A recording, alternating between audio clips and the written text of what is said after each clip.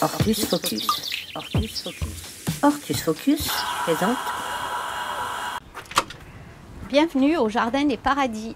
Créé sur un terrain nu par les paysagistes Éric Ossard et Arnaud Morière, ce jardin a été repris en 2016 par Cécile Troux. À flanc de coteau, avec pour panorama la campagne tarnaise, il vit sous le signe de l'eau. Celle d'une fontaine, construite à partir de matériaux recyclés, celle d'un ancien lavoir reconverti en maison pour carpe et coille, ou celle qui ruisselle dans la descente des Sauts, l'emblème du jardin. Ça fait partie du patrimoine, il faut vraiment que ça reste là, quoi. C'est ce qui identifie d'ailleurs sur beaucoup de photos le jardin. Voilà. Alors à cette époque-ci, c'est un petit peu périlleux le système des Sauts parce qu'on a les fruits du mélia qui ne sont pas tous tombés cet hiver, qui continuent à tomber et qui sont pile du diamètre des petits tuyaux. Et donc régulièrement, ça se bouge. Reliés par une terrasse plantée d'érables et de troènes qui fleurissent tout blanc, 2 bassins abritent nénuphars, lotus et autres plantes aquatiques. Insectes et batraciens sont à la fête dans ces bassins dont la gestion est confiée aux seuls végétaux. Les 2 bassins fonctionnent sans pompe. C'est vraiment les plantes qui font le boulot d'épuration. Ce printemps, je l'ai entièrement vidé.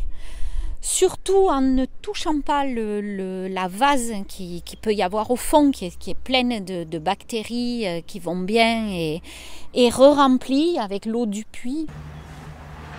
Au total, ce sont 12 espaces bien différents qui composent le Jardin des Paradis.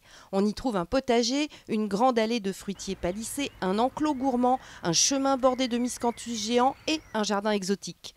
Ce dernier a été installé Carcorde et jumelé avec Kourou en Guyane. J'ai installé quelques végétaux, mais après c'est difficile parce que j'ai pas d'endroit de stockage l'hiver. J'enveloppe les stipes jusqu'à l'endroit où le feuillage sort et puis je les déballe au mois de mars. En un an, Cécile a remis le jardin d'aplomb.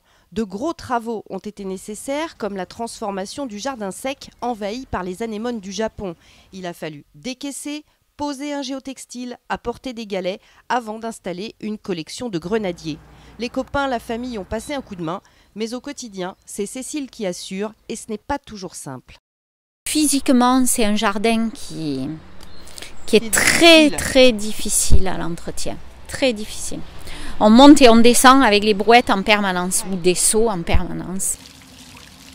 Mais le résultat est là, le Jardin des Paradis a retrouvé sa beauté originelle. Si vous passez par le Tarn, n'oubliez surtout pas d'inscrire sa visite à votre programme.